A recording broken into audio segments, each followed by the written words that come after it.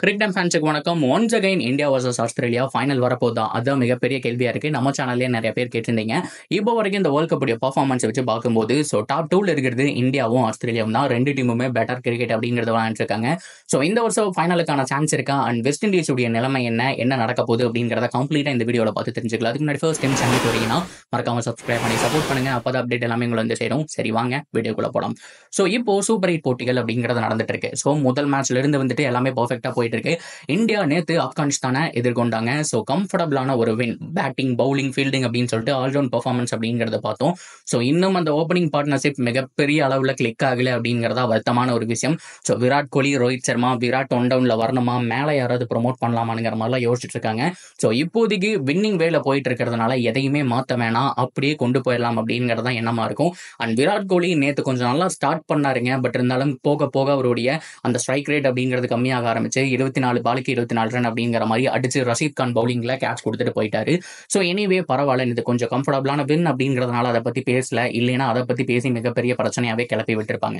இப்போ குரூப் ஸ்டேஜை பொறுத்த வரைக்கும் இந்தியா ஆல்ரெடி முதல் மேட்ச் வின் பண்றதுனால கம்ஃபர்டபிளான பொசிஷன்ல இருப்பாங்க. அதை தாண்டி ஆஸ்திரேலியாவும் அவங்களுடைய ஃபர்ஸ்ட் மேட்சை வின் பண்ணியிருக்காங்க. நோட் பண்ண வேண்டிய வேலிட் பாயிண்ட் இதுதான்.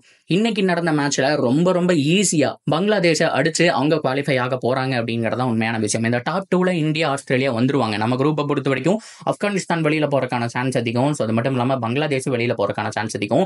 இந்தியா, ஆஸ்திரேலியா எப்படியோ புஷ் பண்ணி மேல வந்துருவாங்க. ஆப்போசிட் குரூப்பை பொறுத்த வரைக்கும் இங்கிலாந்து அண்ட் வெஸ்ட் இண்டீஸ், இல்லைன்னா இங்கிலாந்து அண்ட் சவுத் ஆப்பிரிக்காவுக்கான சான்ஸ் அப்படிங்கிறது ஹைலி பாசிபிள். ஆனா வெஸ்ட் இண்டீஸ் அவங்களுடைய பிட்ச் அப்படிங்கிறதுனால எப்ப வேணாலும் கம்பேக் கொடுப்பாங்க. இன்னும் 2 மேட்ச் இருக்கு. அதனால வெயிட் பண்ணி பார்ப்போம். இந்த வீடியோ ரெக்கார்ட் பண்ற வரைக்கும் இங்கிலாந்துக்கும் சவுத் ஆப்பிரிக்காவுக்கும் மேட்ச் நடக்கல. அது ரொம்ப குரூசியல் மேட்ச். இதுல இங்கிலாந்து வின் பண்ணிட்டாங்க அப்படின்னா ஆல்மோஸ்ட் 99% குவாலிஃபை தான். தோத்தா கூட அடுத்த இன்னும் ஒரு மேட்ச் இருக்கு அப்படிங்கிற அந்த ஒரு கான்பிடன்ஸோட தான் ஆட போறாங்க. எனிவே இங்கிலாந்துக்கு ஒரு ஹையான சான்ஸ் அப்படிங்கிறது இருக்குங்க. பொறுத்திருந்து பார்ப்போம் அது என்ன நடக்க போகுது அப்படிங்கிறத.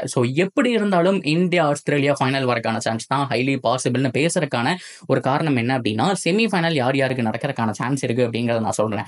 ஒன்னு, இந்தியா, ஆஸ்திரேலியா நம்மளுடைய டீம்ல வந்துட்டு குவாலிஃபை ஆயிடுவாங்களா?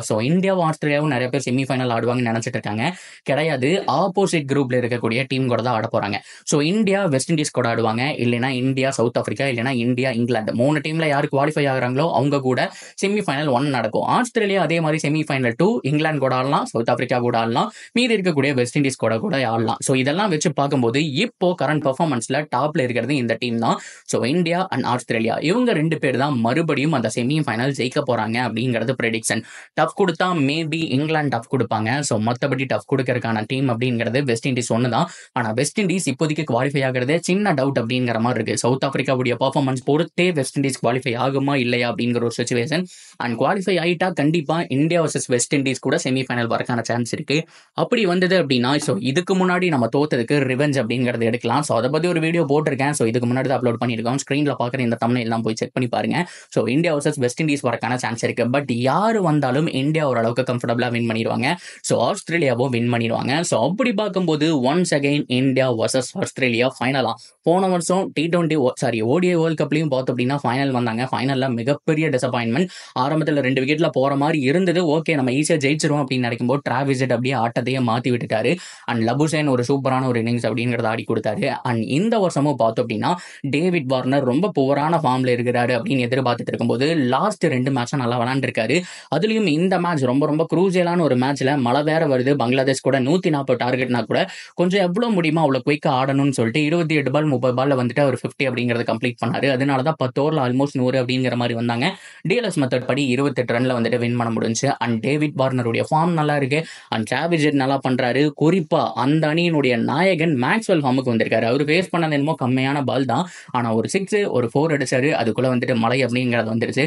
ஓரளவுக்கு நல்லா டச்சில் இருக்காரு அப்படின்னு தான் சொன்னோம். இதை தாண்டி மிச்சல் மார்ஷ் கிளிக்கே ஆகல. கிளிக் ஆகாமையே பார்த்தோம் அப்படின்னா அவங்க டீம் நல்லா பண்ணுது. அண்ட் மார்க்கஸ் ஸ்டாய்னிஸ் இருக்காரு. அண்ட் பேட் கமின்ஸ் இன்னைக்கு ஒரு ஹேட்ரிக் எடுத்திருக்காரு. அது ரொம்ப ரொம்ப முக்கியமான ஒரு விஷயம். இது வரைக்கும் வேர்ல்ட் கப் வின்னிங் கேப்டனை வெளியில குறை வச்சிருக்கீங்களே அப்படின்னு சொல்லும்போது இந்த மாதிரியான சூப்பர் 8ல பர்ஃபார்ம் பண்றதுக்கு தாண்டா வெளியில குறை வச்சிருக்கு அப்படிங்கிற மாதிரி உள்ள வந்தாருங்க. ஒரு ஹேட்ரிக் எடுத்தாரு. அண்ட் நல்ல வேலை பேட்டிங் வரல. பேட்டிங்கும் டீசென்டா ஆடி இருப்பாரு. ஆஸ்திரேலியா மிகப்பெரிய டீமா இருக்கிறாங்க. இந்தியா வர்சஸ் ஆஸ்திரேலியா ஃபைனல் வரக்கான சான்ஸ் அப்படிங்கிறது highly possible. Once again disappointment பண்ணாம இந்தியன் டீம் வின் பண்ணாங்க அப்படிங்கிற பட்சத்துல ரொம்ப சந்தோஷமான ஒரு விஷயம் தான். அண்ட் உங்களுடைய ப்ரெடிக்ஷன் என்ன பொறுத்த வரைக்கும் நான் வெஸ்ட் இண்டீஸ் அப்படிங்கிற மாதிரி எதிர்பார்த்தேன். பட் அவங்களோட பெர்ஃபார்மன்ஸ் இப்போ கொஞ்சம் கீழே போயிடுச்சு. இந்தியா ஆஸ்திரேலியா ஃபைனல் தான் வந்துட்டு அதிகமாக இருக்க போகுதுன்னு நான் நினைக்கிறேன். ஸோ நிறைய பேரும் அது வந்துட்டு சோசியல் மீடியாவில் போஸ்ட் பண்ணியிருந்தாங்க. நீங்கள் யார் ஃபைனல் வருவாங்க அப்படிங்கிற மாதிரி நினைக்கிறீங்களோ தாராளமாக கமெண்ட் செக்ஷனில் சொல்லுங்கள். அண்ட் தொடர்ந்து அப்டேட்டுக்கு நம்ம சேனலோட இணைஞ்சிருங்க. மறக்காம சப்ஸ்கிரைப் பண்ணி சப்போர்ட் பண்ணுங்கள்.